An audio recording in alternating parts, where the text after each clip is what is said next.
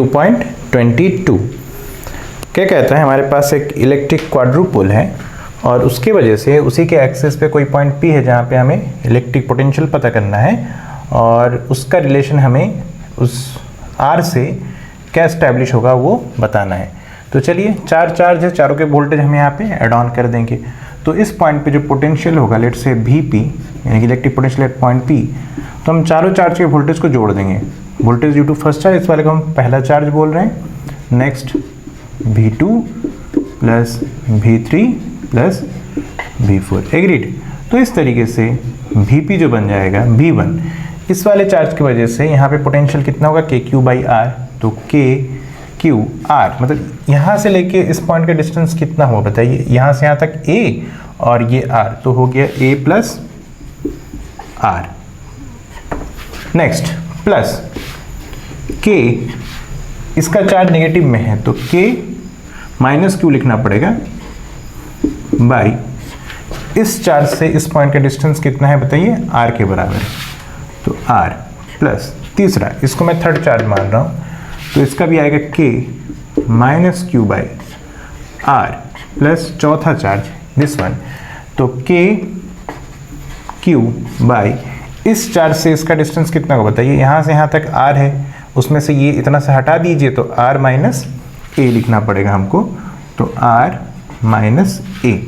ठीक है, तो इस तरीके से आप देखिए कुल मिला के हुआ Vp is equal to KQ common आ सकता है ऊपर से, तो ब्रैकेट में क्या बचा, 1/A plus R minus 1/R minus 1/R plus 1/, इसको हम लिखेंगे R माइनस A, राइट। अब हमें एलसीएम लेने की ज़रूरत है, तो कितना आएगा, Vp is equal to KQ, तो हमने कॉमन ले रखा है, इसका एलसीएम कितना आएगा बताइए, ये माइनस 1/R तो माइनस 2/R हम डायरेक्ट लिख सकते हैं, तो एलसीएम आ जाएगा A plus R into R minus A, और ऊपर जाके आप सॉल्व करिए 1 से लेके इसको मल्टीप्लाई करिए, तो ओवरऑल कितना बन रहा है हमारे पास, ये आएगा R² minus RA minus 2R² plus 2A² plus R² plus RA, agreed. तो फाइनल रिजल्ट बताइए कितना आया, Vp इज इक्वल टू हमारे पास जनरेट हो रहा है 2Q, देन यहाँ पे जो जो चीज़ें कैंसिल आउट हो रहे हैं उसको आप कैंसिल आउट करते चलिए, तो फाइनली हम पहुँचेंगे 2KQ A² upon 4πε0 R³ into 1 minus A² by R²। इस फॉर्मेट में हमारा आंसर जनरेट हो गया, राइट।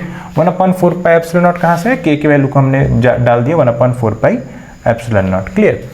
अब एक गिवन कंडीशन है कि R/A जो है वो बहुत बड़ा है हमारे इस केस में, क्या दिया हुआ है कि ये ग्रेटर देन 1 है, मतलब R जो है वो A से काफ़ी बड़ा है।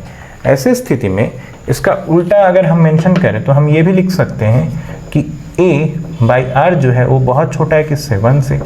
ऐसे स्थिति में हम इस क्वांटिटी को इग्नोर कर सकते हैं 1 क्या, क्योंकि 1 से बहुत छोटा है।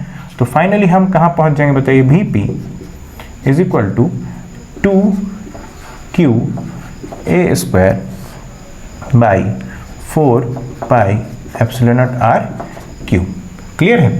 तो यहाँ से क्या पता चला बताइए, सारे पैरामीटर को अगर कांस्टेंट मान लिया जाए तो ऐसे स्थिति में Vp is proportional to 1/R³। यही हमसे पूछा गया था कि Vp जो है वो डिस्टेंस के ऊपर किस तरीके से डिपेंड करेगा, तो 1/R³ के हिसाब से डिपेंड करेगा।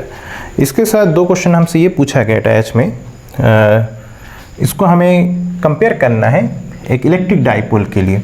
तो इलेक्ट्रिक डाइपोल के केस में आप जानते हैं कितना आता है बताइए, इलेक्ट्रिक डाइपोल के केस में एक्सिस में जो इलेक्ट्रिक पोटेंशियल होता है वो क्या आता है आप जानते हैं, V is proportional to 1/R² आता है, राइट।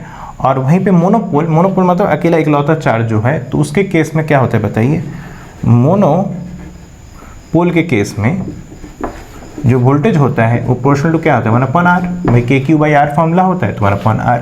तो ये रिलेशन हो गया तीनों ही केस में कि क्वाड्रुपोल में 1/r क्यूब, डाइपोल में 1/r स्क्वायर प्रोपोर्शनल होता है और मोनोपोल में 1/r